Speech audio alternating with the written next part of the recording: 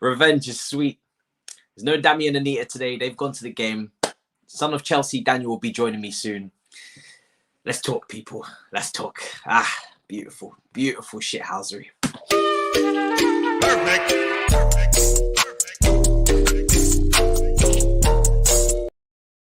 Yo, people, lateness is greatness. You already know what time it is. It's time for the Chelsea versus Leicester review, part 2, I guess, because we just played them yesterday. Oh, not yesterday, a couple of days ago. And I'm not going to lie to you. It took me a while to get into that game, personally, because we started the game so well. I couldn't help but question why we didn't do that at the weekend. I was like, where was this energy? Why couldn't you guys just hold the energy? Why couldn't you just maintain the energy? Why did you bring this to the table now? You couldn't bring it in the final. They acted today like they were playing in the FA Cup final. That's what it felt like. A lot of man in the match shouts. I think I've got to give it to Antonio Rüdiger, okay? Because you got a goal, but that's cool. You've been popping shots from 40 yards for weeks. That's not really too surprising. Cool, you got your goal, bounced off your hip. We move. It's the shithousery at the end. That's what I like to see. That's what I like to see. I haven't seen that since Suarez against Atletico Madrid, just grabbing man up. Oh my goodness, we've got a lot to get into, people. Beautiful shit right there. Listen, I was very nervous going into this game. We had to win this game. It's not a game you can drop points. That the time for games and playing around is over. We had to win this game. Point blank, period. There was nothing else on the table apart from getting the dub, okay? And there was pressure. The fans are back in the ground. Propa Chels, the beers are flowing. Budweiser, Anita and Dammy in the stands. Everything's popping off and locking off. And the pressure could have got to these guys. They could have flopped again. They could have ruined my week, but they didn't. And I'm really happy that there's been a bounce back. I'm not quite over what happened at the weekend, but this helps. This helps. I Test Merchant says Rüdiger is my favorite player in the world. Listen, you guys know I had beef with Rüdiger in the past, but I'm not gonna lie. I like the new Rüdiger, and if he does sign a new contract, I will be okay with that. Okay, I will be good with that. I think you got Mark Gay. He coming up through that Swansea. You know, that from that Swansea loan, that brother's looking like a tank. If he deputizes to Rudiger as that left-sided centre-back next season, woo, shit, some good stuff. Because Rudiger's turned into a little bit of a ball-playing centre-back. I never gave him that title or tag before, but when you're going on mazy runs and doing up skills and on the left-hand side, I'm going to have to start giving you some more plaudits with the ball-playing thing, because that brother was just doing skills and whatnot. It was crazy. I really didn't know where he was going. It's like, he was just like, you know, when Dora the Explorer just goes on an adventure. Do you know what I'm saying? Man, them are just tugging his shirt, swiping, no swiping. This brother's just gone, like clear. You're not catching him. I don't even know where he's going. I don't know where his final destination is. He's got no sat nav, no directions. He's just tunnel vision, just running. And then he does this skill, keeps going, and then wins the ball back and turns around and goes back that way. Man was moving like Pedro. Do you know when Pedro just started running towards our goal? And I was like, bro, you're going towards the wrong goal. I thought you were going to side foot in the back of the net. Crazy shit, fam. Seriously. Rudiger's he's lost his mind. He's got absolutely no chill. But that's what I love him for. You know what I mean? That's what I want. I need that in my life. It's needed. Next, Rudiger dribbles better than Werner. Listen, it's a conversation that can be had. Do you know what it is with Timo Werner, right? I was just watching the post-match interview. It's very, very likable guy. You know, he's very frustrating. I don't know how many times he was offside today. He scores again and it's ruled out. And I think someone even, you know, advanced searched on Twitter and you put Timo Werner offside, hit the back of the net, disallowed. If you type that in on the advanced search on Twitter, that tweet has been made by the Chelsea account multiple times this season. I think he's got the most offside goals for us this season. So that's something to be proud of, I guess. But yeah, he's not quite timing them runs great, but listen, he's a very likable guy. The attitude's spot on, so it's very hard to bring the aggression when we win. But I'm not gonna lie to you, you do need to sort out your finishing still, because you had an opportunity to score the header, and then for some reason your arm got in the way, and there was just no need for that. Like just move your arm, bro. Just get your head involved. There's no need for that. So that was confusing as hell. And I'm not going to lie to you people. I said it on Twitter and I'll say it again, yeah? These guys with VAR, they are killing my soul. They are soul destroying, sucking the life out the game. I'm not doing this celebrating thing no more. That Chilwell goal for the FA Cup, that's killed me. I'm done. I'm not doing it again, all right? I'm finitoed. I'm done. Do you understand? Finished. These brothers, every time we score, they got something to say about it. Yes, they were correct, but that's not the point. The point is you're killing the beautiful game. You're ruining my high, okay? You're ruining my high. Maybe I'm going to have to get high another way, right? Keep it PG and whatnot. But you, man, are really you're killing the vibe. Because now, when we did score, I just sat there. I'm not going to lie to you. I just sat there and I just waited. Because I was like, let me just make sure this is actually a goal. Before I start waving my arms around, dashing things and like moving mad, let me just sit here and make sure that it's actually a goal. So I'm celebrating my goals from now on 5 minutes later. I don't care. You man are saying that my Wi-Fi was slow on Twitter. It's not the Wi-Fi. It's because I don't trust anybody anymore. I got trust issues. So I'll celebrate the goals 5 minutes later. And that's just how I'm going to move. At least my heart don't get broken. Do you know what I'm saying? VAR tax, official tax, referee tax. That's where it is. That's where it is. Man, saying I need to get a Rudiger kit. It's on the list. And that's mad. You know, that's mad coming from me. Because if you watch this channel from the start of the season, I weren't really fucking with Rudiger like that. I really weren't. But we're getting there. If he keeps doing this, it's going to get wild. Someone called him Tony the Tank Engine. Yeah? It's not a bad name, is it? It's not a bad name all the same. It really isn't. My man was doing FIFA Street. He really was. He really was. He's moving like Maradona in the flesh, my brother here says. Facts. Do you know what I'm saying? He was moving crazy.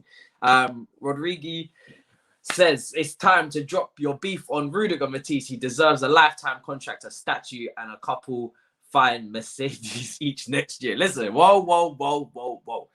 We ain't won nothing yet. Yeah, listen, let's get a trophy. I'm still humbled, innit, after what happened last week. I haven't fully recovered. So we're massive underdogs going into that Champions League final. If you get that over the line, then we can talk about what we can get you for bonuses.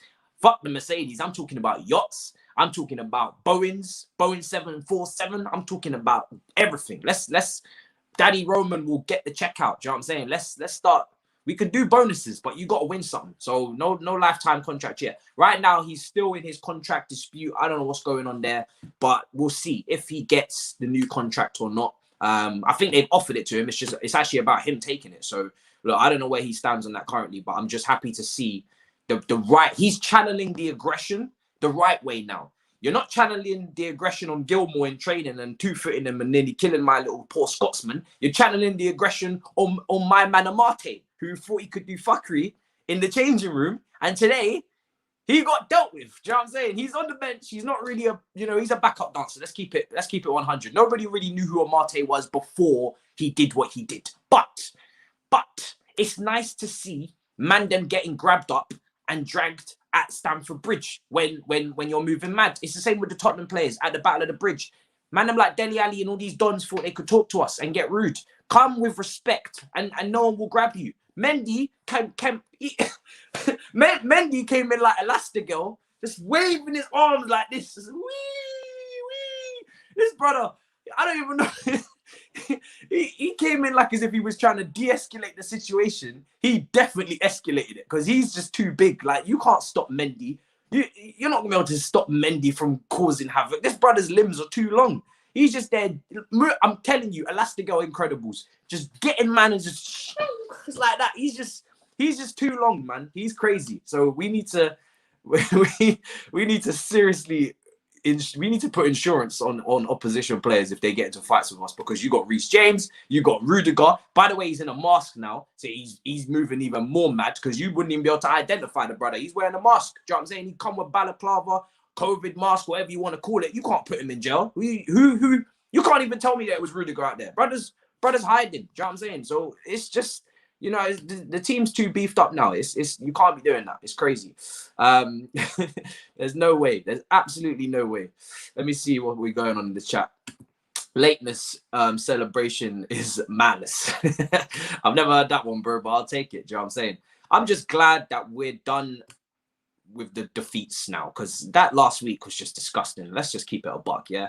That last week was just not fun. I've had to humble myself on levels that I never thought I'd have to this season. These guys took me from here and just dragged me right back down. So I'm calm now. But yeah, Dammy and Anita at the game, I don't know. They're probably doing up champagne and shots and whatnot. It's all madness. I'll speak to them on another day. But listen, let's talk about the individual moments of the game. And actually, let's talk about Ricardo. When he came on, yeah, he thought that he was going to start sticking his studs into Chilwell. I don't know what you're on, bro, but no, that's just not going to happen, right? Chilwell is a respectable guy. He's been very nice, you know. Yes, he scored his goal and celebrated a lot, but, you know, you saw after the game a couple of pictures going around Twitter. He was talking to Maddison. He's very nice with the lads. Why did you feel the need to come in here and start moving mad? It was crazy. It was just like every single time Chilwell even touched the ball, this bro's just clamping into him like a truck. It's like, bro, calm the hell down. They really did try and make it that battle, but you have to do that when you are winning, okay? You have to do that when you're winning. You can't do that when, Dammy has arrived. Oh, dearie me. Oh, dear. Damn. You just know this brother's not sober.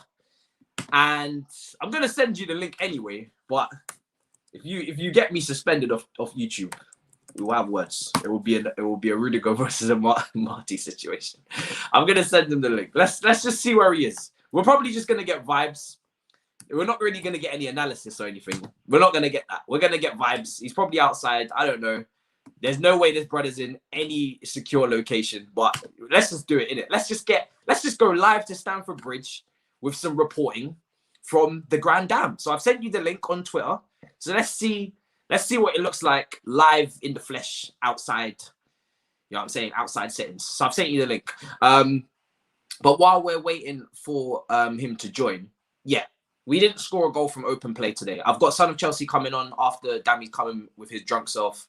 And we're going to go into proper detail later on in the stream. But right now, I'm on a vibes thing. And I'm just really relieved that we're back up into the third place, because you guys know how important the Arsenal game was to me. Not just because of a pride thing, putting the pride back in the pride of London. That was important. But also because we need to, you know, take advantage of the position we're in and not have to go to the final day, which we are going to have to if Liverpool beat Burnley, which I assume they probably will. But it's good to see that we've actually won a game that we needed to win and we're expected to win. No disrespect to Leicester, but I keep saying it, and I said it last week before the FA Cup final. I believe we have a better team than them. They've been brilliant this season. They've got very good, you know, chemistry and understanding between each other, and, you know, great players like Fofana and Telemans, and Iheanacho came on and scored. But overall, our team is better, and I expect us to play how we played today is what I expected at the weekend. You know, today, from minute one, they came out and they were serious. They closed down. They created opportunities. They were moving the ball at a quick tempo. I can tell whether this team is serious or not by the way they move that ball around. If they're moving it around like pedestrians and lollipop ladies, then I know they're not serious. I know they're just here for the banter. They're here for the vibes, and I can tell it's going to go tits up, because this team cannot afford to play half-assed. They have to try. Let's just keep it a buck. We're not Man City. We're Chelsea. We have to actually try to win, because we don't take all our chances and we're not clinical. So we actually have to try to win our games. But when we try, we play pretty well. But these guys, they think they can drop off 10, 20%. No, you can't. You're not about that life, bro. Just play properly and we won't have these problems. So we're waiting for the Grand Dam. I don't know what situation we're going to walk into here, people. So brace yourselves. You know I don't pronounce names properly. Don't crucify me in the chat. Stop that.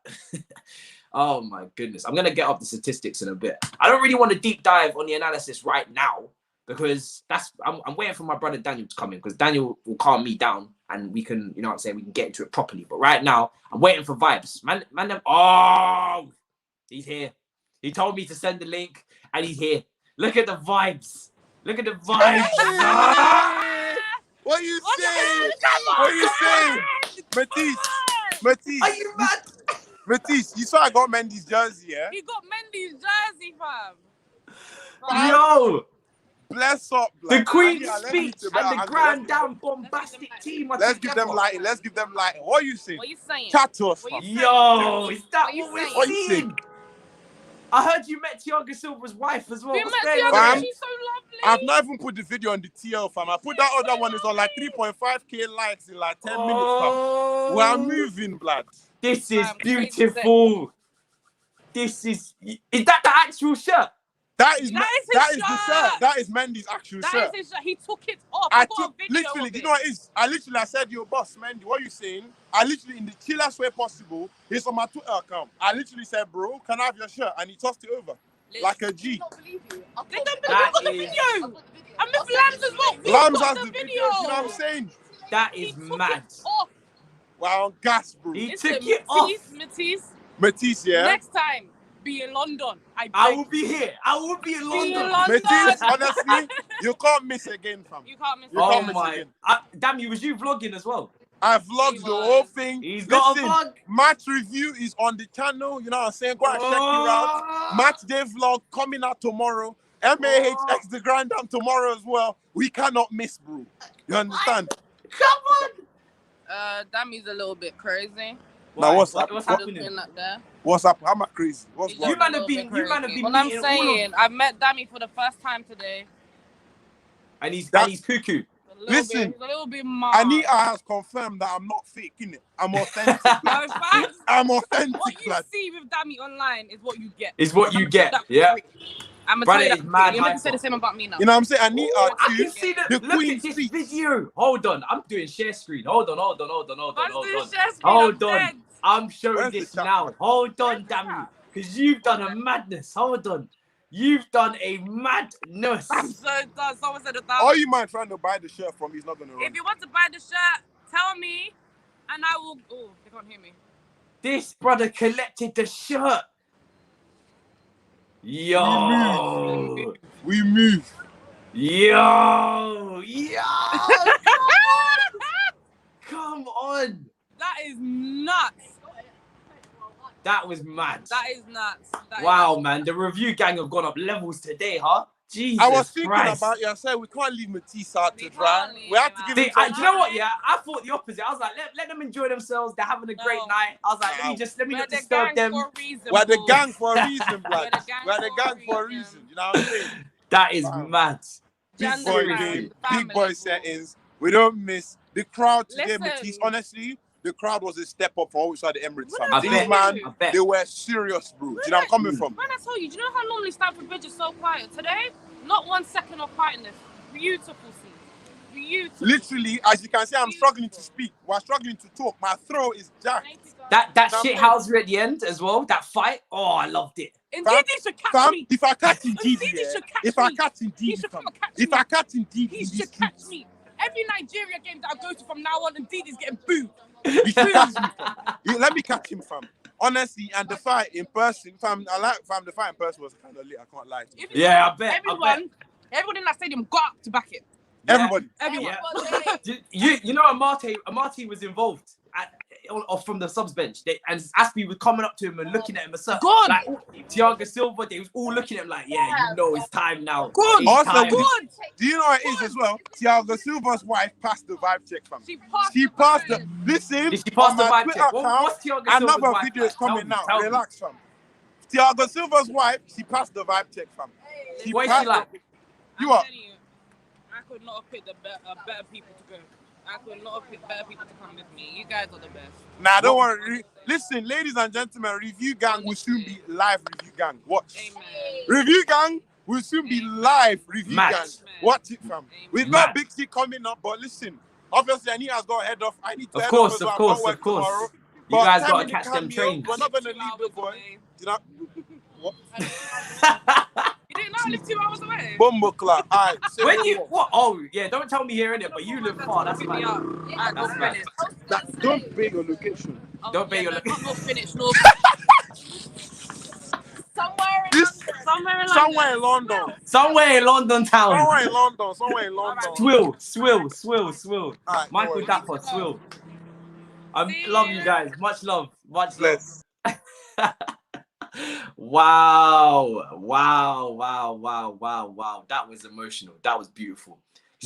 Like I said, I wasn't going to disturb them in it because I know that's their first game they've gone to in over a year. Anyone who's at that game, first game in over a year. So, you know, I was just like, let me just let them enjoy life. You know, I'll do the stream, but that was incredible, man. And you know, Anita met Thiago Silva's wife, which is incredible. I know a few other guys did. I know Jam did, I think, as well. He put up a picture. And Dammy obviously got the shirt, which is incredible. You know, that's Mendy, bro. Do you know how big that shirt is? And you know, Dammy, if you haven't met Dammy, he's 6'5". So he's gonna fit that shirt perfectly. You know, it's not like getting a shirt from one of the other players, because I'm not going to lie to you, it wouldn't fit Dammy, because Dammy's like really tall and lanky. Like, I've met him in it. He's a big guy. So the other shirts would have just get ripped. But because it's Mendy, it's actually the perfect size for him. So it's such a coincidence that it's actually Mendy that gets the shirt from. Yeah, he got the shirt, bro. Yeah, I played the video.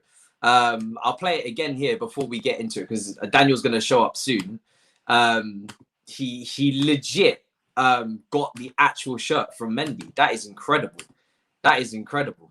There you go. So look at that. So yeah, if you could just see the clip there. Look, there you go. He dashes it to him. That's the goalkeeping shirt. There you go. And because he stayed, you know what it is, yeah? It pays to stay. It pays to stay a bit longer. It does. Because if you stay a bit longer and the players are still out there, there's less people. And then, because there wasn't many people, you can see in the stadium, it was a bit empty. So, yeah, man, that's incredible. I couldn't go to the game. I'm not currently in London, but I will be next week. This time next week, I'll be back in London. Or at least I'll be flying, you know, around this time. And yeah, back for the Champions League final. So it's going to be a different type of stream. I might be doing a watch along for the Champions League final. I can announce we're planning it. Me, Dammy, Saj, who's a Man City fan from the Oil Boys, we might be doing that live. And we might actually set it up with, you know, a little bit more of a scenery. So it's not just a screen. There's going to be a sofa and maybe some food. And so, yeah, we're gonna do the Champions League final properly. And I'll be doing my first ever watch along, which I've never done before. So what better night to do a watch along than the Champions League final? You know, there's no better time to do it. You're gonna see me cry. It's gonna be happy tears or it's gonna be sad tears. But I feel like, you know, you guys deserve it, man. Like I you know my stance on watch alongs. I haven't really done it because I like to just watch the game and focus on it, and I don't really want to, you know, put myself in too many different places to, you know, try and manage everything, because I feel like I've got to entertain you guys as well. But nah, man, you guys have supported the channel so well, man. Honestly, it's been doing brilliantly. You guys have taken all the weekly shows in really well, and I thought, listen, it's the Champions League final. It doesn't come around often. So for the guys that can't go to the game, and it's going to be a lot of you because it's all the way out in bloody Portugal, at least you've got watch-alongs that you can tune into. Obviously, Eunice will be doing it as well. And yeah, so I'm looking forward to that. But yeah, man, what a night. Holy shit. The backline is playing too deep. It's costing us. That's from Cello. I haven't really got many complaints from the backline. The Iheanacho goal was disappointing. It's a bit of a surprise that we conceded. But as I've been saying for the last week, the goals that we've conceded have really been individual errors. The structure is still the same. The structure is still mainly on point. But the individual errors, whether it be Reece James against Leicester in the cup final, whether it be Jorginho against Arsenal, whether it be Christensen against Manchester City, I think so. Yeah, they're individual errors. So we just need to stop that because we ain't got time for that right now.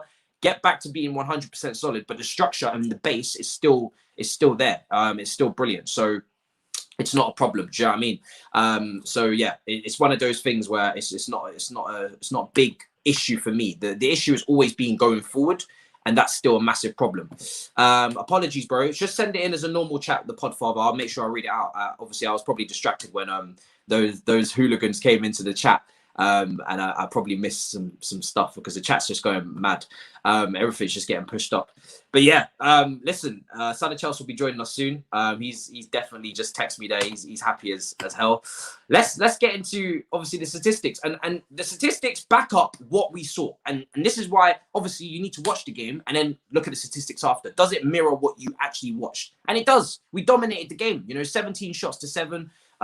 We had more possession, almost 60% possession, and we dominated the game. We came correct. You could see the tempo that the boys were playing at. From minute one, they knew the stakes were high. They went into this game knowing they had to win. They had to win. And that's been the case for the last 2 games. But obviously, I don't know what type of fuckery is going on, but it came correct today. And I think the fans made a bit of a difference. You guys know I wasn't too... obviously, I don't know. Maybe the TVs were moving mad. I don't know what BT Sport and Gary Lineker was turning down volumes and audio and whatnot. I don't know. But what I do know is I didn't hear the fans too much for the FA Cup. You heard mainly the Leicester fans. The fans tonight, you could hear them. And obviously there was no opposition fans anyway, but you could tell the difference. It was nuts. this chat here from the Podfather, just seeing that now. Great performance. You need to take a bow on Reece James at centre-back. I couldn't see it, but you had the vision, and all those criticised him on the weekend. Shush. Listen, apart from his individual error at the weekend, which I really gave him the blame for it. I didn't really want to scapegoat, because Kepa's not really that popular in the fan base, and Jorginho is not the most popular either. It's very easy to start talking about those two, but let's just have it correct. Take bias out of it and be completely honest. You guys know how much I love Reece James. I stick up for him all the time.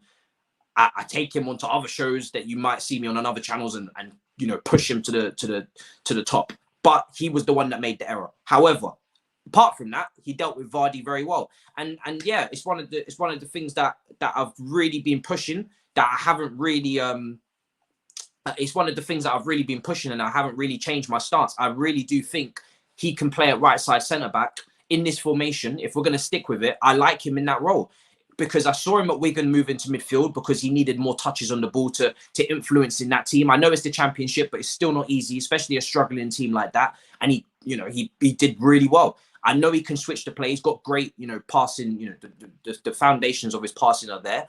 He's got great technique. And that right side centre-back position, or the left side, you have to step up into midfield to outnumber at times and to, let me just block this spam.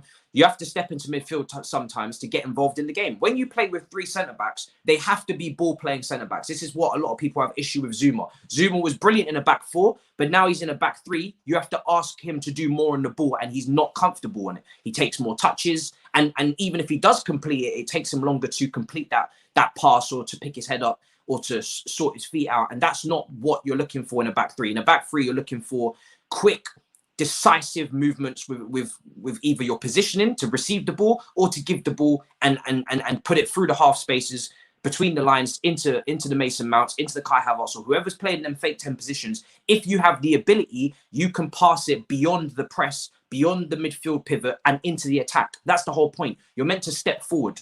Look how many times under Kante, Azpilicueta stepped forward in that right-hand side position and crossed it into Morata, or crossed it into whoever it may be. You have an opportunity with a back three to step forward and influence the game from midfield and create opportunities, or to progress the ball. And I think Reece James can do that. I really do.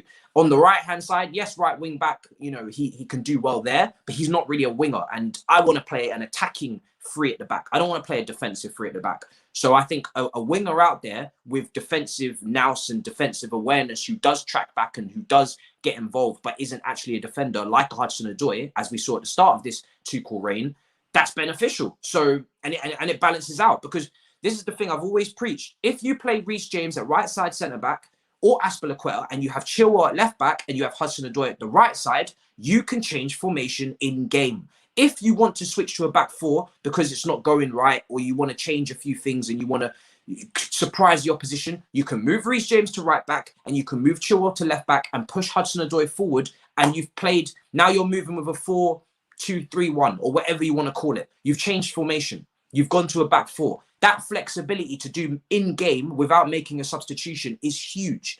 And that's something that I hope Chelsea progress into next season. Maybe we don't have the perfect right wing back option that Tuchel wants. I don't know what his long-term plan is and vision, but for me, I want to be able to switch between formations mid-game. Those options give you the ability to do that. You can't do it on the other side, which is why I've always said I never want to see too much of Hudson-Odoi at left wing back or Pulisic at left wing back, because you can't shuffle. If you want to change to a back four, Rüdiger can't play left back. So you can't shuffle across.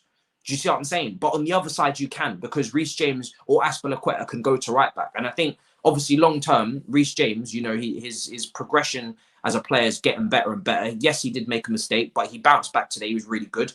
And it's good to see Tuchel trying it. The next hurdle now is to play a more attacking player at right wing back. But, easy does it, I guess.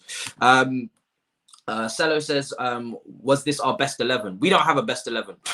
Let me just keep it so honest and so clear cut with you. We do not have a best 11.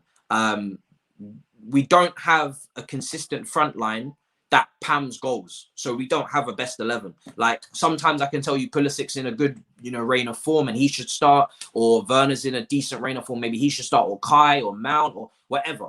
But none of them, maybe Mount aside, he's been quite consistent. Nobody has been scoring goals consistently for me to be telling you that we have a strongest 11. It doesn't exist. It's a Fugazi, it's a Fugazi, it's a... I can't whistle. It doesn't exist. It doesn't exist. Now, we just have to live with that until maybe next season when you bring in a world-class striker, and then maybe the 11 starts to become a bit more complete. When we won the title, Diego Costa was clearly first choice. Cesc Fabregas was clearly first choice. Matic was clearly first choice. Who else was in that team? You know, Hazard, you know, Gary Cahill. I can keep going. Alonso, even at left wing back. Moses, you know, you knew who your 11 was. This team, you can't do that. There's just too many players that are either inconsistent or young and developing or coming towards the end of their career or whatever you want. You know, Silva, for instance, great player, world class, but coming towards the end of his career, so you can't play every game. So there's no consistency in that. But hey, that's what we're living with.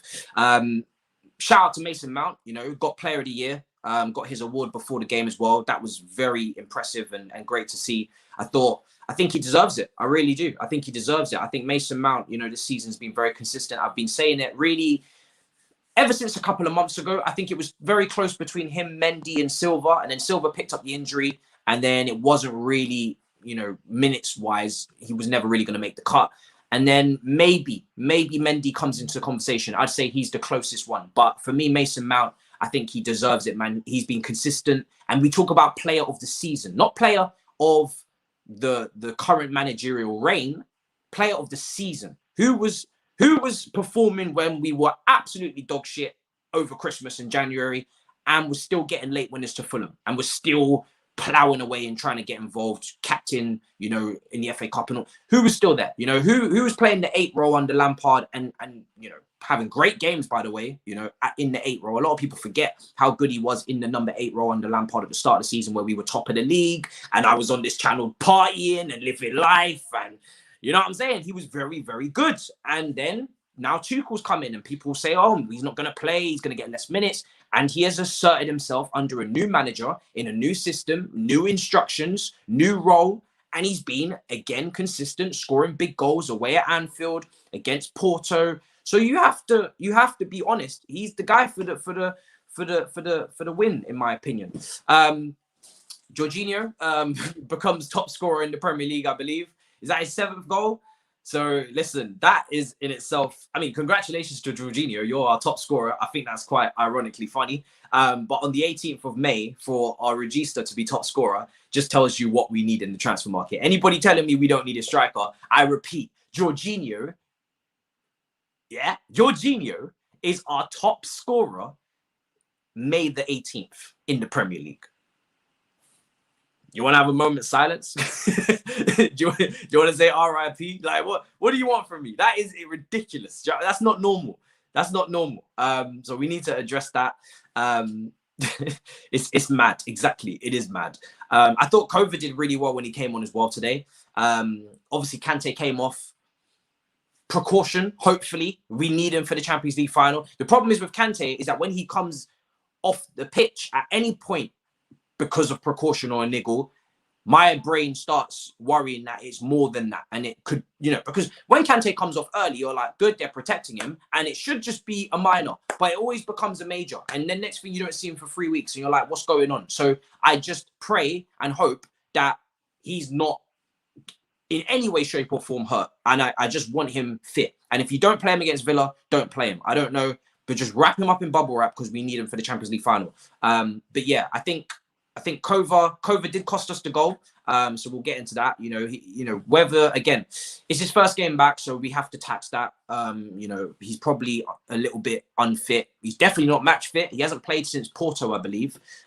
So yeah, listen, it's one of them things where he was very good. He made a mistake. Much like Reece James, very good, made one mistake. But because of that injury, I'm just gonna give him the benefit of the doubt. Like, he's clearly not that fit. But I think his impact outside of that mistake was very good. I think he continued to keep up with the tempo of the game. And he probably wasn't expecting to come on in the first half. He probably had cold feet. But he didn't really look like it. He just came on at influence. So, you know, it's one of them things where I'm actually quite impressed. Despite the mistake, I'm quite impressed that he managed to get involved in the game. A game, by the way, which was very fiery. As you saw at the end, this was a game where a lot of tackles were flying in on Chilwell. You know, there was a couple moments where you think to yourself, is this going to turn into a bloodbath or a battle of the bridge? Because it is huge. It's a huge game for Leicester. They needed a point to remain in control of their own destiny. Right now, they're not in control. They're looking at the Liverpool result against Burnley and hoping that they don't win.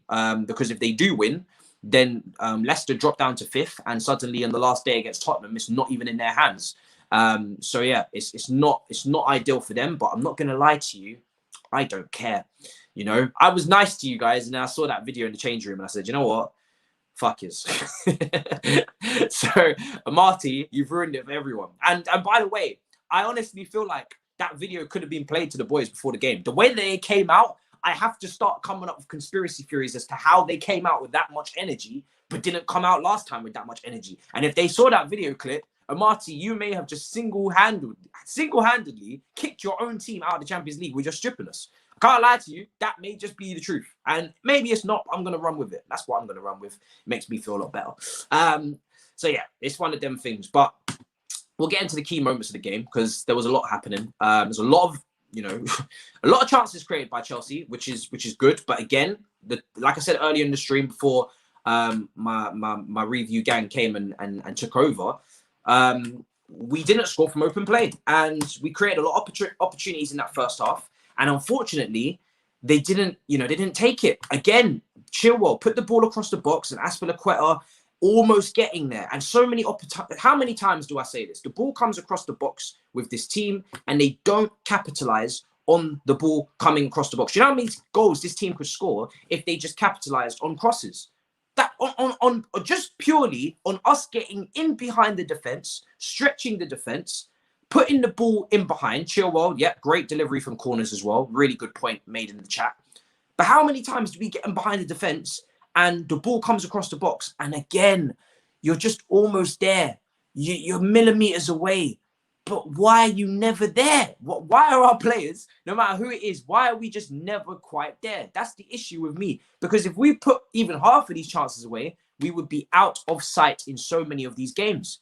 And someone said you need Tammy for those crosses. That's the one thing I'll disagree with. Tammy is not great at reading those crosses either. His anticipation isn't great. And he's got long legs, but how many times have I seen Tammy's legs dangling towards the ball and doesn't quite get there? Or he gets his head on it and it goes over the bar.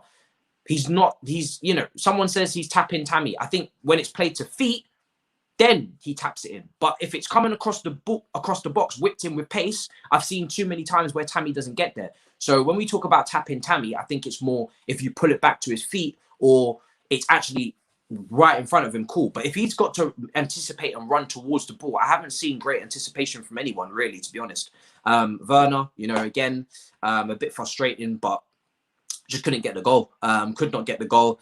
And it's one of them things now where it's becoming you have to laugh or you'll cry in it because you really do at this point expect him to score. With the amount of opportunities that he creates or we create, and it's just not going in. But it's one of them things. There's actually nothing Tuchel can do, and this is why I didn't really want to put too much heat on Tuchel. Yes, I put him under a bit of fire after the FA Cup games. I feel like his changes were quite late. But in the games that we're dropping points in, outside of that, the FA Cup final, we are creating chances. We just do not take them. We do not take our chances, and you can see him getting frustrated now. At the beginning of his reign, Thomas Tuchel was laughing and it was funny to him. He's not laughing anymore. If you see his reaction when they pan the camera to him, every time now, when we miss a chance, this brother is losing his shit. Who was it? Was it Werner that missed one of the chances? He was losing it because it must be so frustrating as a coach. Because as I said, even with last week, none of Chelsea's problems have changed. It must be so frustrating as a coach when you set your team up correctly, right? Defensively, the structure is there. You've hid everybody's weaknesses and you've pushed their strengths through the roof. The build-up play is on point. The chance creation is on point.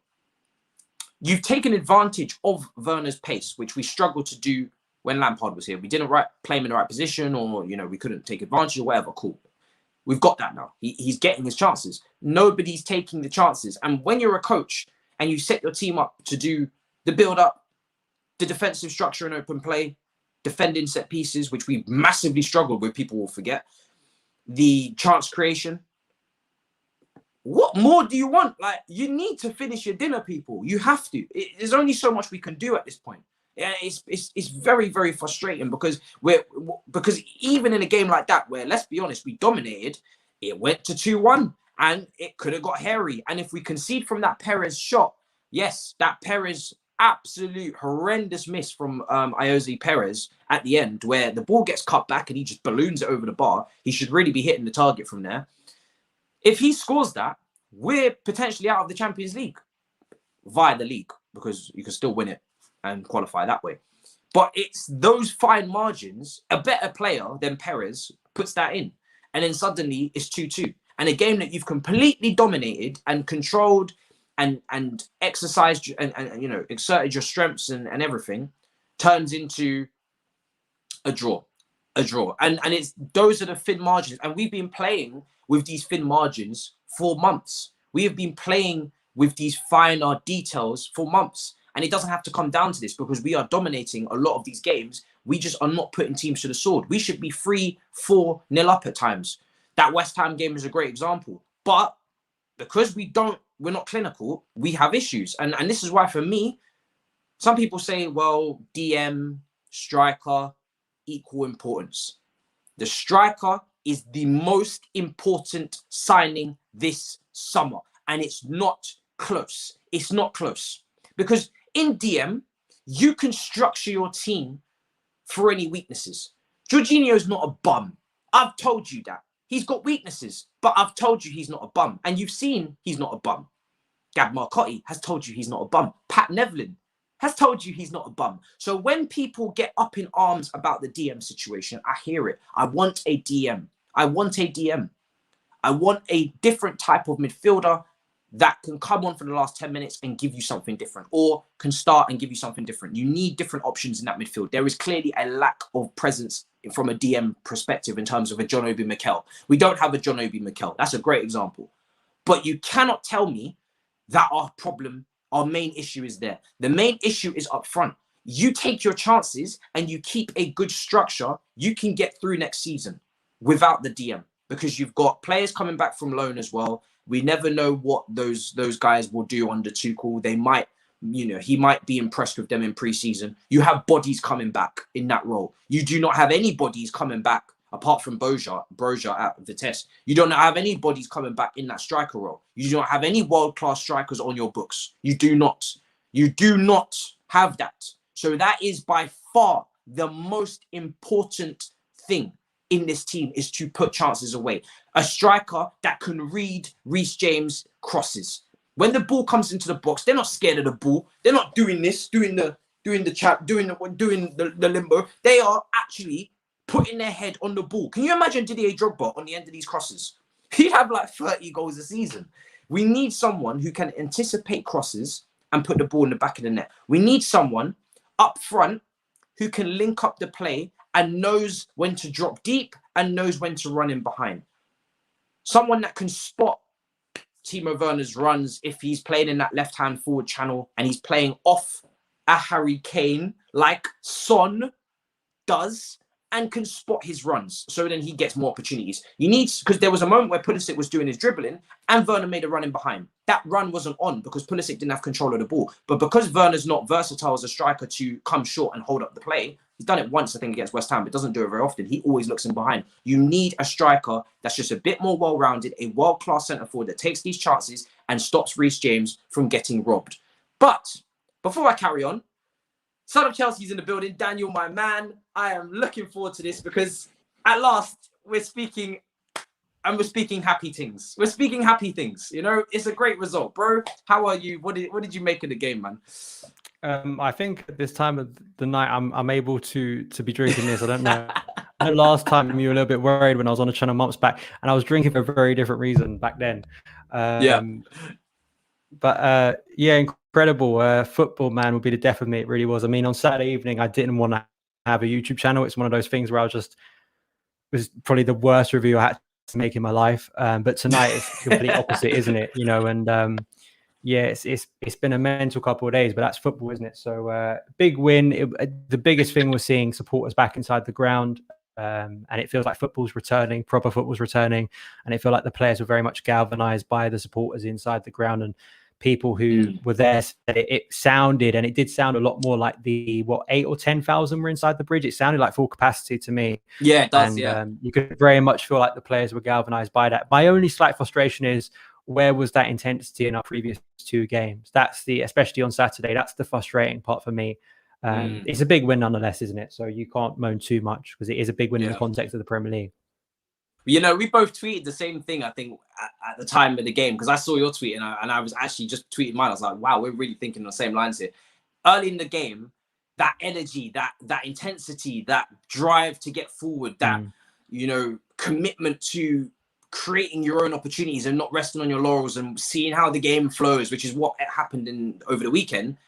We both thought to ourselves, where was this energy at the weekend? And it's very hard not to, because same opposition, same level of importance, in my opinion, and really sometimes I kind of push towards the FA Cup, because I think you can't really replace glory with a top four push, especially when you're in a Champions League final. You have the opportunity to qualify via that route as well. And it was difficult for me to drop the salt. I dropped it, but for the opening 10 minutes, I was just thinking to myself, you bunch of bastards. You really?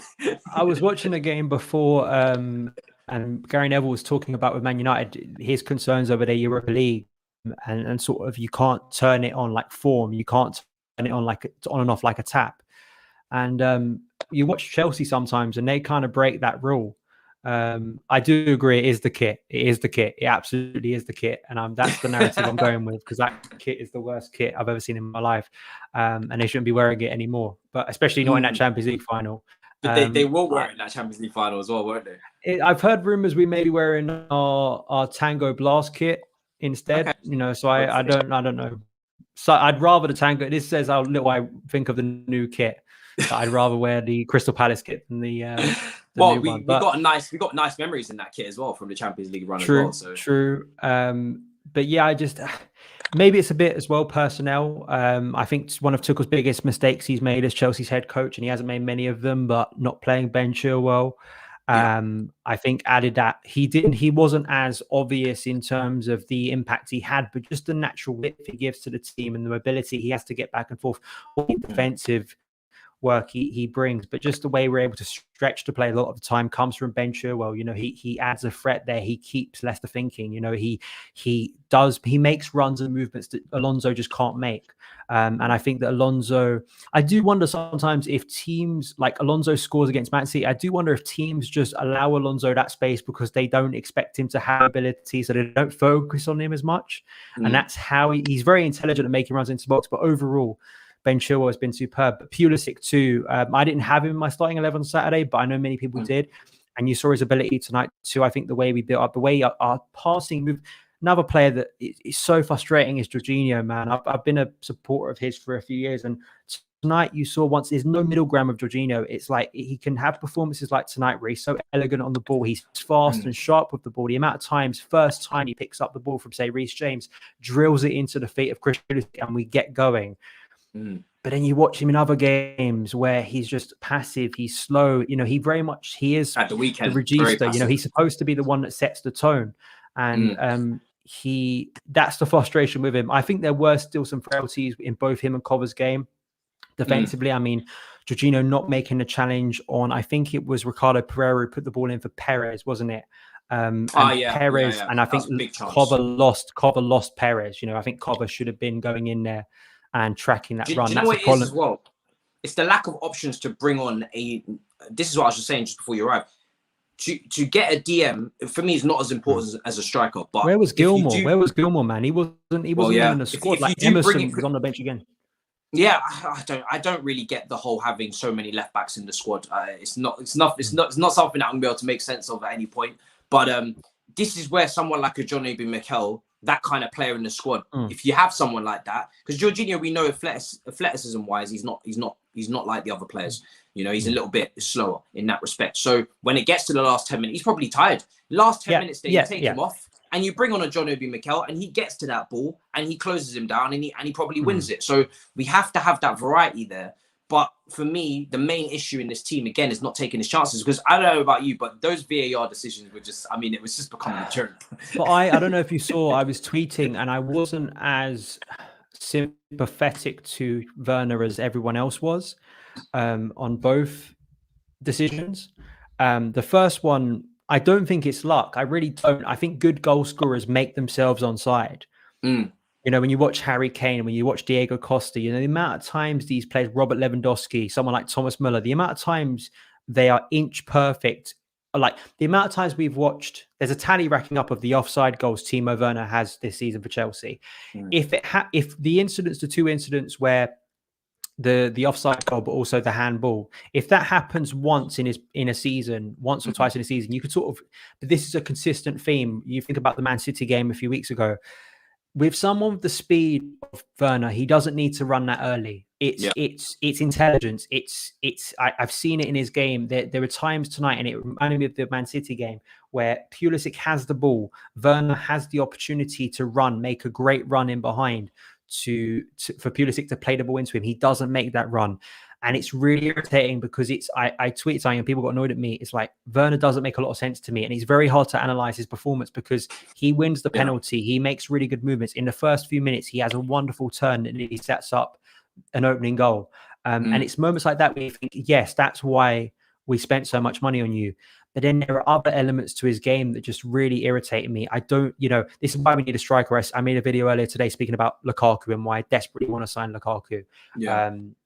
Because there are just so many elements to his game that I just don't think are good enough. And I can't trust this idea that he's just going to explode next season. Because I don't think the missed chances are enough. I think there's an all-round element to his game that's missing: his first touch, his dribbling ability, his hold-up play. I don't know. I think if Chelsea weren't a club looking to win the Premier League title or challenge seriously for the Premier League title next season, maybe you'd give Timo another year, because I would trust this current squad to get us Champions League football again, and maybe have a Man United season where you're not that close, but you know, But if we really want to be serious, I think we have to go out there and secure a top-class striker. I like the fact, you know, the crowd were very behind Timo tonight, and I think the crowd will like Timo a lot because he's a hard-working player. There was a moment in the first half where he lost the ball in a stupid place, but then sprinted back right to the corner flag and get it, and, you know, stop Leicester getting a cross into the box. So I saw that comment there. Preseason will help us, absolutely. I think that, you know, it will give Tuchel the opportunity to work with these players, but I don't know. I can't rely on he may come good next season. Unfortunately, based on just the evidence I've seen too many missed chances. I've seen too many perform. And also, I think, sorry to ramble on this, I think he's a specialist player that unfortunately requires a lot of the time a team to play a high line against us. Against the low block, he becomes a very inactive player. You know, you want him off the pitch. And someone like Lukaku, man, he has got both sides of that game down. The idea he'd lessen our speed in the front three, I just think is silly. And I think he's deceptively quick. He's deceptively quick, and like it's worrying when, I think you may have said this in another one of your videos, like Pulisic and Mount are probably two of our best finishers in this squad, and that shouldn't be the case. So for all of the good, you have to have a nuance in this discussion with Timo. I'm not saying he's useless. I'm not saying he's awful. I don't say that about any players, but I think we should be expecting a lot better, because the reason we got so excited last June when we signed him was for his goals. The goals. To be and he's not decisive in the final. He's not decisive, and I don't think you should take the frustration with all the bad decisions going against us. Like, look at both of them. The second one, Diego, I tell you, is not handling that ball. He's heading it into the goal. Like, it's in moments like that where I think it's not luck. If it happens, you know, there is football's a crazy game. It's a game of fine margins at times, but I still think, based on the evidence of this season, I think Werner has a long way to go for me to be a striker I can put my hat on and say, yeah, that's the guy for us next season to lead the line. To build on that as well, when it comes to Timo Werner, when he does get into the decisive positions, when he's through on goal, I have no confidence he's going to put it in. No. And it's not a confidence thing. It's just, well, because he comes across very well in the post-match interviews. He's very self-aware, speaks very well, understands what's happened in the game, doesn't look for, you know, excuses. Really does reflect on his own performance very, very well. And clearly then you would assume he's an intelligent person who then knows where he needs to improve. Yeah. But going through on goal, I just don't have the confidence that he'll get the job done. He does look a little bit indecisive with his movements. He doesn't really know if he wants to commit to his left foot or he wants to cut back in. Physically as well, he's not really getting the best of defenders in those 1v1 duels running in on goal as well. They can body him out of the way or put him off balance. And he's spoken about the lack of, or the lack of physicality that he faced in the Bundesliga in comparison to the Premier League and how he's struggling in there. I think I agree with you. I think for me, a striker is top priority. And I think also Werner is someone that I'm looking at as more of a Son. And Son is a far better footballer, in my opinion. But I'm looking at him as in terms of a Son role of, I'm not going to be the main guy, but I am going to be the guy that is the second fiddle to the main striker. So to the Harry Kane, to the Lukaku, to because he doesn't Harry play Kane. like a number 9 for us. Like he never does. No, like doesn't. if you watch his movement, he drifts and out wide all the time. He drifts out wide. He's not. The season when people want to play him lone striker, he was always going to drift out wide. Yeah, he's not like the problem was with Lampard was he was playing far too deep, and he doesn't have the technical ability to receive the ball near the halfway line and dribble past 5 players. Like that's just not. He can't do that. He's not Pulisic. He's obviously not Hazard, as we saw by the evidence of that. He's not a Mason Mount. And he is in Tuchel's system. Tuchel's system has probably got the best position for him, sort of as a left number 10. Yeah. But the issue is Tuchel for some reason doesn't trust Tammy. He hasn't trusted Giroud. He's trusted Kai a little bit more in recent weeks in that number 9 role. And I think we've seen when you do have a physical, the Real Madrid game is a prime example. When you do have a focal point there, Werner can work off him a lot better. But I think the concerning thing for me is, and it's big games, like Werner has stepped up in some big games this season, but like think about Liverpool and Man City who play not Bundesliga level high lines, but play high lines that he'd much more similar to the space he'd get, say, and Real Madrid too, like the space he'd get in the Bundesliga, and that's why he can excel. But against Burnley, against West Brom, against the likes of Crystal Palace, teams, that's the bulk of our games next season. I think that's going to be the issue, and that's why I think we need a number 9. So, and I've said this, if we let Tammy Abraham go and we don't replace him with someone of a bigger sort of level, a better level, a world-class level, I think it's a silly move. I think we are setting ourselves up for a big loss there. I think we really, really are. This is why you need a striker that can do both. This is why you need a striker that can do both. A striker that can run in behind and hold up the ball. Diego Costa could hold the ball up. He could get into the scraps and the fights with the defenders. He could run in behind if need be on the counter-attack. He could do it all. And maybe he's not as quick, but it's better to have someone who's a bit more well-rounded. He can make goals for himself, man. Exactly. Remember that goal at West Brom at the home game? The home game against West Brom? That West Ham goal was one of the West Brom goal too. The West Ham goal he scored in 14-15 was just incredible. It was, the way he chilled the ball, his technical ability with his feet. I think that's one of the problems with Werner. Like his technical ability with his feet is just simply, it's not even Tammy's level is better than him with technical ability. I think the issue is that's the problem. Like, and I think that he needs so many chances to score. And like in the Champions League final, for instance, unless it's a very mad game, you don't expect him to get that many chances. Didier needed half a chance. Karim Benzema needs half a chance. Diego Costa needs half a chance. Those are those defining margins in, say, the cup final on Saturday, because the final is always decided by those fine margins. You need a killer. You need, I can't guarantee that you're going to win every game if you have a proper number 9 up there, but I can be guaranteed that that's a threat. I can guarantee you that there's a chance that guy could win you the cup. And also, the idea we don't create chances, I think, is just silly, just based on the eye test. I know in some games we've looked toothless, absolutely. And I think we should have been more daring in games. But I think it's still true that we could be a lot better in fit. I don't think any Chelsea fan can seriously look me in the eye and tell me finishing is not an issue we need to rectify for next season. Yeah, no, this team have definitely created chances, and I spoke about earlier about the balls that come in from wide from Reece James or from Chilwell, and the amount of times that ball goes across the box and people are just flying in, but they're almost there, and they're not quite getting there. That sort of pass has been a problem at Chelsea for years. I'd say at this point 5 years. I mean, that is a trademark annoyance in our game. Like as much as last season corners have become a lot better this year, but that was a trademark ball across the box, and you just need, sometimes I'd expect Pulisic to be really good at that, because I rate Pulisic's anticipation for balls across the box, actually. He was showing it under Lampard, the back. And even, the goal he scored against Palace, a month ago. So that's an area too that I think that we need to improve on for next season. But listen, man, I think top four is the minimum. You know, it's not. I don't see it as a massive success. It shouldn't have come down to this for me. Like, I think we've had it in our hands for quite a while now. We have.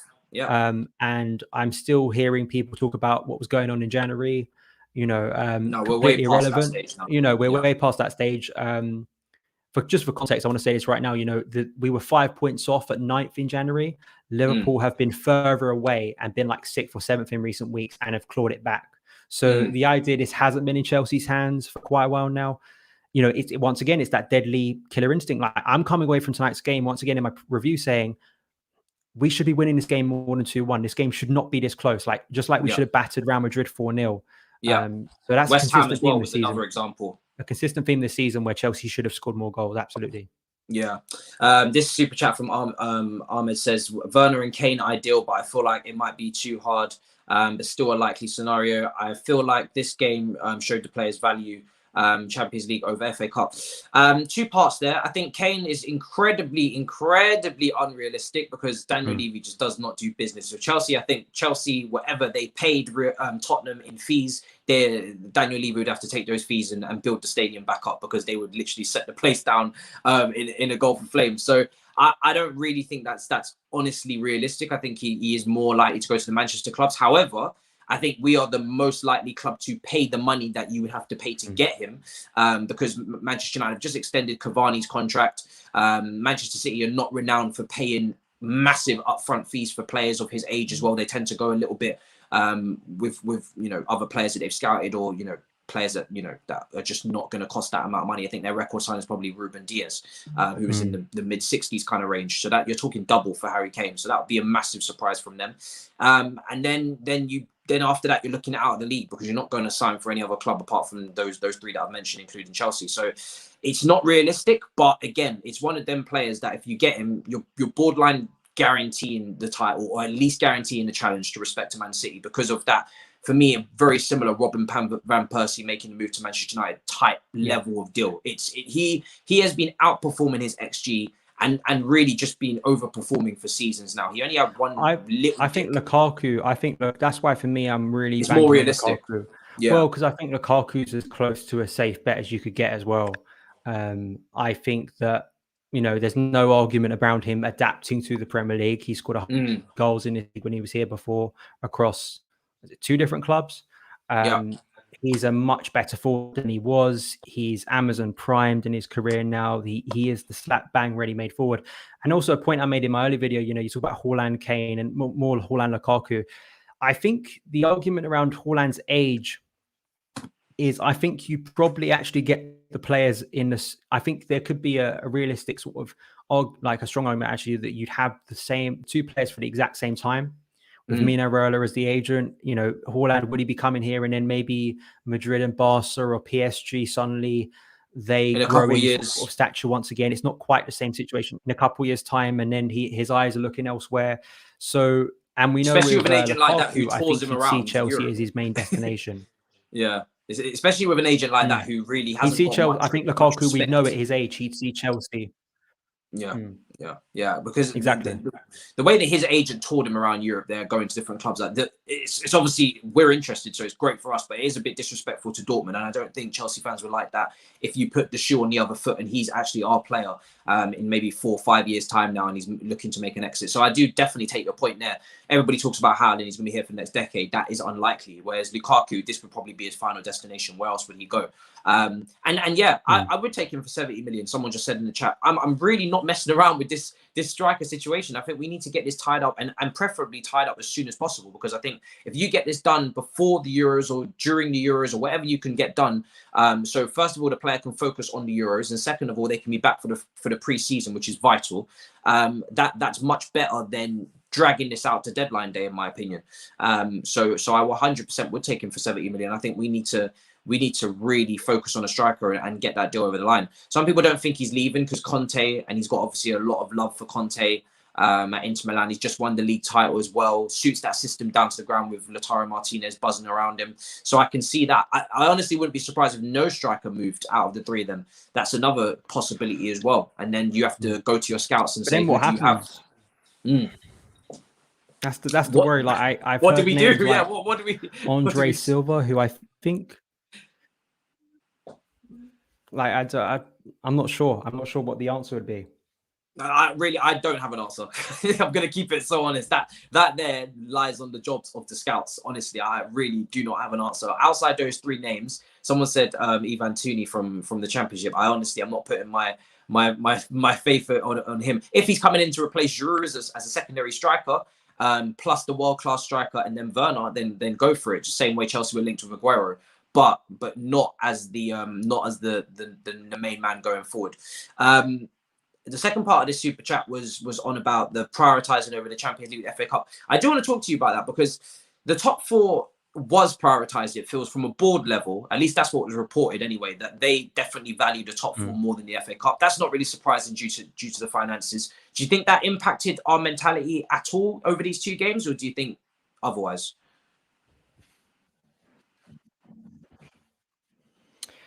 I know people got annoyed, and I was slightly annoyed at Tuchel's comments last night by the top four. The top four one where he was like, what did he say? He said something along the lines of, well, the top four, this game against Leicester is bigger because we can get Champions League football. I mean, the way the reality of the situation is that Chelsea have been a club fighting for Champions League football in the Premier League for the last 4 seasons. 17-18, 18-19, 19-20, 20-21. This has been our standards. People talk about Chelsea standards. This has been our standard in the Premier League. We have become a club fighting for top four. So when he came in January, the top priority was getting top four. I think a lot obviously has changed. He's exceeded expectation. We're in the Champions League final. Who could have predicted that back in January? I think the FA Cup was always a big priority this season, but I try, and I said this in my preview yesterday before the game, I think you need to take coaches' comments in press conferences with a pinch of salt a lot of the times and not take it too literally, because there could be a psychological thing there Tuchel was doing yesterday. He was trying to ramp up his players, say, this is a massive game, you can't mess around, and look at the desired impact it's had. Right now, it looks like a smart move for the fan, for the purist, for someone who wanted so desperately to win that cup on Saturday. Like I wanted this cup all season. I almost felt the season was done back on Saturday. Like it was just horrible. Objectively, clinically, getting Champions League football is massive for the club financially. We need it to progress. It would feel like a massive regression if after the struggles of last season with a transfer ban and all that Frank did to get us into the top four, we're now with Tuchel and all this hype around Tuchel and the excitement of next season, we're not in the champion. It feel like a massive step backwards. Yes, but I still also think, in my opinion, that I'm not going to be celebrating on Sunday. Like I'm not going to be sitting there going, this is great. This has just been what I've experienced for the last 4 seasons. So, we really need to get out of this cycle next season. We really need to stop being a club. I just saw a comment. Mace, I actually didn't, I usually speak about Mason a lot in my reviews. I didn't touch on Mason tonight. What an exceptional performance once again from Chelsea player of the season. And that's the problem now. Mason, that level of performance is like, I've just expected it from Mason now. Like it maybe doesn't register as much, but that's the level he's played at. And very lovely to see him get the appreciation from supporters and also get the player of the season award. It's nice that he got the award in front of the fans. That really did just kind of mirror up very nicely, because he's deserved it. And I spoke about it earlier on as well, but just to touch on it briefly again, he's clear for that award. It's not, for me, it's not a competition. I think when you look at the whole season, he's shown consistency. And by the way, he's shown massive improvement as well from last season. Last season was a good season for him.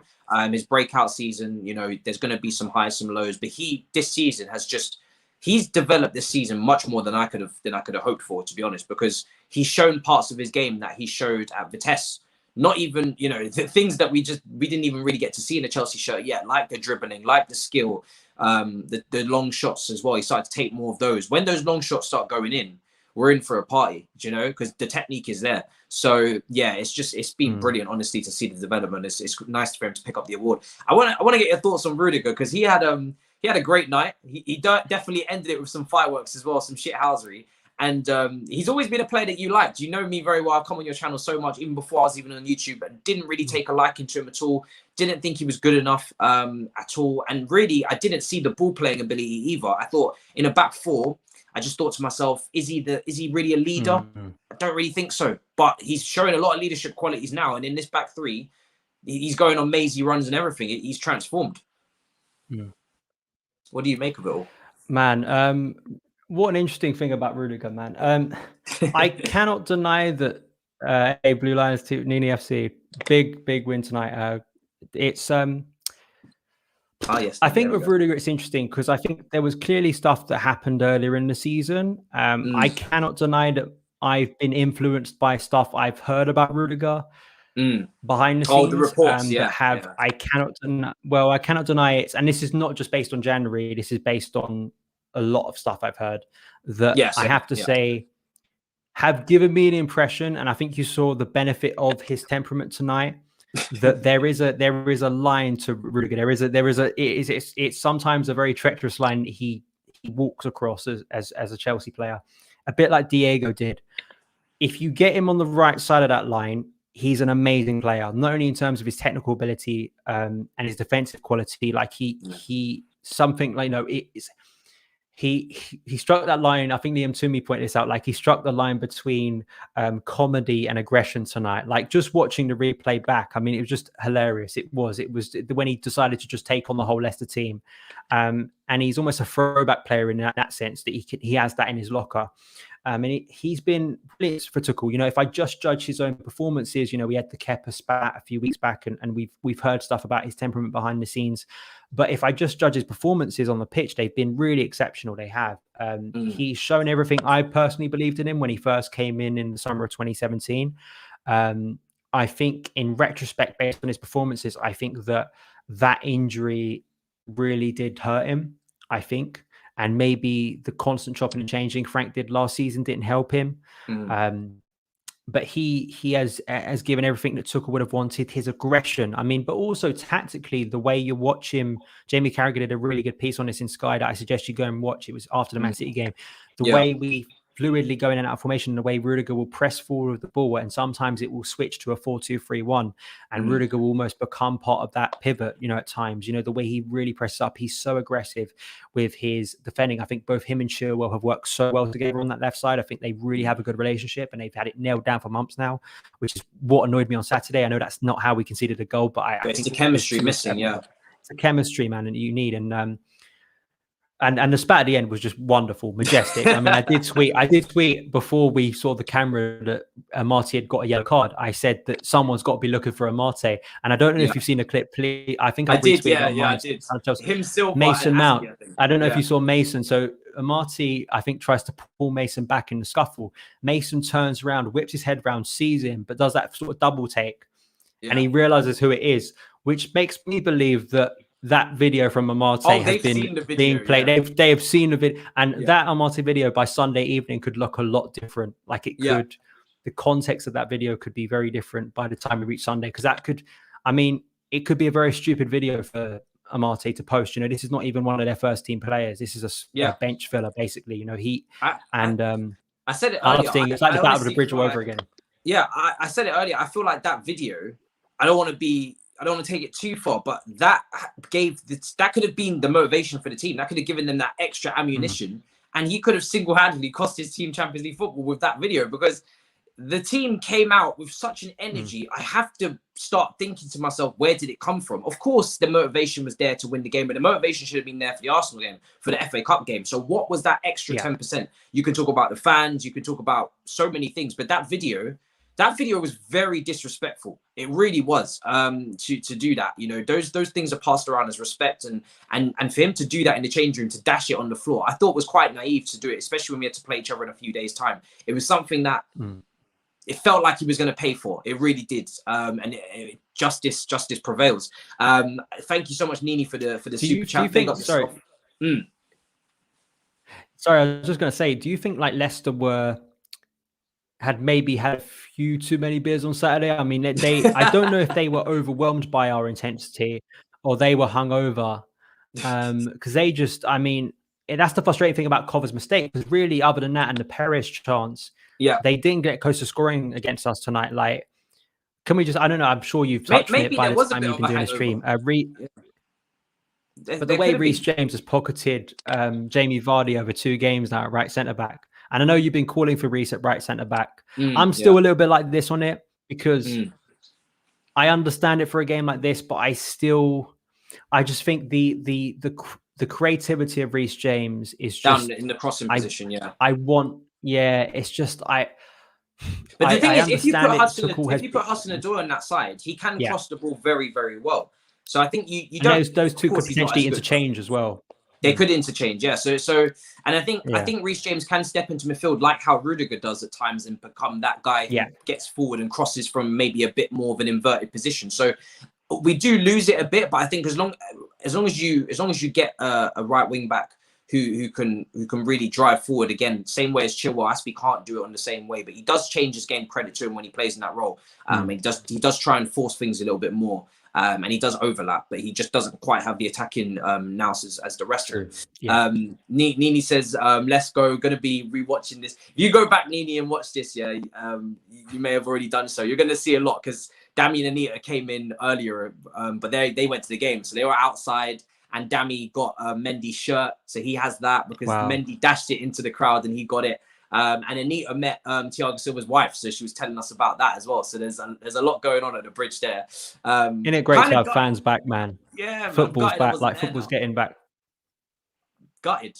I wasn't there. I got offered tickets by 3, but I'm not in the country, so I couldn't go. And I said to myself, this really had to happen now, didn't it?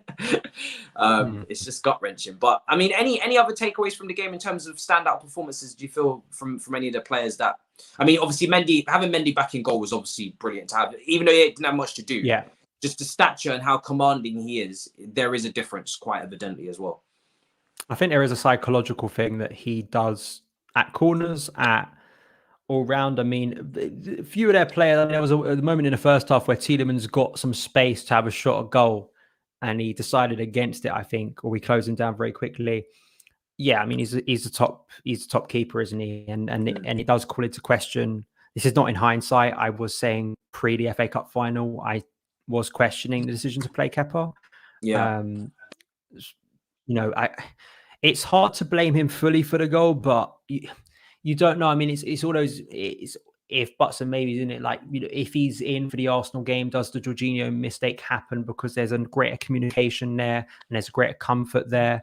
These are all sort of things that you'd say, or is it just a freakish mistake that cost us the game? So it's hard to know, but I'd say that it's great to have him back. He's obviously going to play the rest of the games.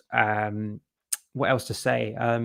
I think, just a big win. I mean, the Champions League final is the big one, isn't it? And the thing I'd say about this squad is they've got an incredible opportunity to write their names down in history. I mean, it's the thing I'd be saying to players like Jorginho is that, all the stuff that you've struggled with at Stamford Bridge, on May the 29th, you could do the infinity. Like, for me, winning the Champions League is like having all the stones in the infinity gauntlet and snapping your fingers. It is. Like, it is. Like, it's just it's the massive like wild card that you like. It ends the game. It is like fantasy. Jorginho can go down in like, you can change everything, literally, everything.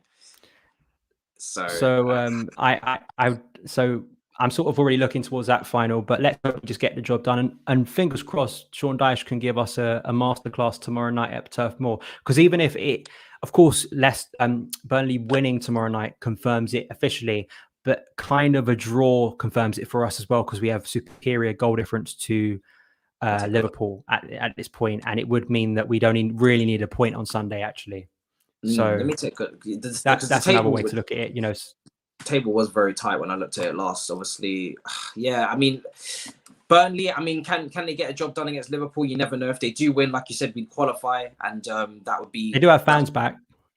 Yeah, Yeah, and also, I mean, we have to go to Villa Park with their fans as well. So I wonder how that changes things. I think Jack Grealish will be back for that game as well. So at this point, I'm just in the headspace that we have to win. I think if we wanted this opportunity to guarantee top 4, we should have beaten Arsenal, which I still can't believe that we didn't take maximum points from that. But I will find a way to get over it. People, we're gonna wrap up soon because I've got to do the byline next, and that's gonna be fun for the first time now.